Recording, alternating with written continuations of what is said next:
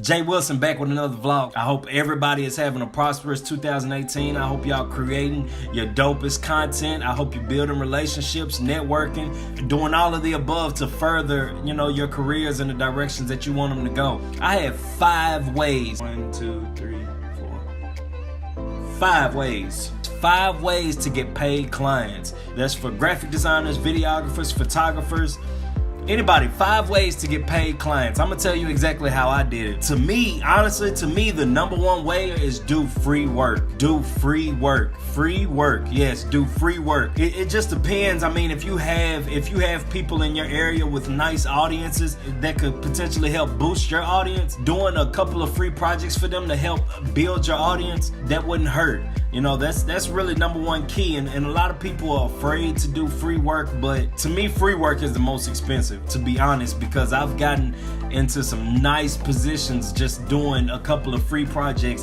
and I've gotten to, some nice paid projects doing a couple of free projects. So that's it. You can do free work for clients. You can also do free work for yourself. If you don't have anybody booking you at the moment, do a couple of invisible projects. If you don't have anybody contacting you for logos and stuff like that, do a couple of made up logo companies that you could just present to people. That way you would get yourself into a position to show people what you can do. That kind of brings me to my second point. Number 2, make sure your presentation is on point. Make sure your presentation is flawless. Only because how do you really expect people to trust you with their brand if you can't really control yours, or if you don't have yours on point? You have to make sure everything is on point. Your logos, your website, your Instagram, your Facebook, make sure a lot of the stuff matches so they complement each other. Make sure your presentation is on point. Business cards, flyers, anything, just make sure that you're on point. And especially on your Instagram, you have to be mindful about what you post. If you're running a business, make sure that your posts are pertaining to that business. It's nothing worse than going to somebody's page and they're not even promoting their company. They got in their bio to contact them for these specific services, but they're not even advertising them. So number one key is make sure your presentation is on point. Third, which is actually kind of number 1 for me, but third is quality work. And this can go on so many levels, but make sure that your work is quality. I understand that everybody has their beginning stages and stuff like that. I understand that. But at the same time, you have to make sure that you're presenting your best work that you can do at that time, at that present time. Make sure you can present your best work to the public so that you can get future clients rolling in. And then that way you can start building up your skill level, potentially get bigger clients. Quality work is key. I mean, in most cases, everybody is really focused on quality. Don't be a that'll do person. And I mean that by saying, like, if you're working on something and, you kind of get frustrated with it, or you get tired of working on it, okay, that'll do, let's send it off. No, my number 1 rule is I never send off anything to a client that I'm not happy with myself. I understand people have different levels of what they would like, or, the client might like it and I may not, but starting off firsthand, I never send off nothing that I wouldn't, use myself as a representation of my brand. So that's key. Quality work, quality work, quality work. If you're a photographer or you're a graphic designer, stay up to date with your programs.